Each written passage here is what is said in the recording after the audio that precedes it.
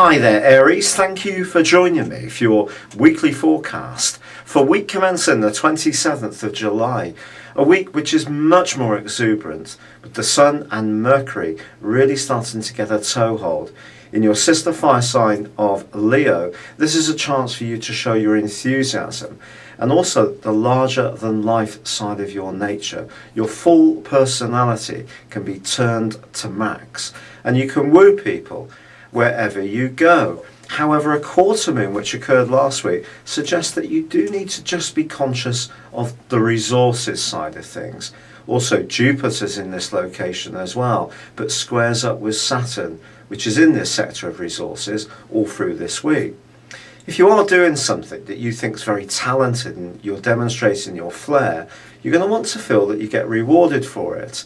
But Jupiter and Saturn are really at opposite ends of the polar spectrum when it comes to their energies. In some ways, this square can be a good thing, helping to keep you grounded around any ideas you have, and not to be too gung-ho when it comes to your resources. If there is something you believe in, then research it carefully, have faith, but don't gamble something you can't afford to lose. Now, this is also a week when a full moon occurs on Friday in the sign of Aquarius, which is all about friendships for you. And it could be that if you are focusing more on your romantic situation, that one person or a group of people may feel that you're slightly too preoccupied with that. On the other hand, a partner may want you all to themselves, and maybe you just need to let them know that you've got other interests and other people who are important to you. Now, Venus, the planet of love, did move into the sign of Virgo on the 19th of July. By the very end of this week, by Saturday in fact, it actually moves back into the sign of Leo. It's in a reverse, so it's retrograde, but it does actually go side by side with Jupiter itself. On the face of it, this could point towards some kind of romantic fortune, but Venus will then square up to Saturn too on Saturday and Sunday at the end of this week. Now, this can be a really tricky influence.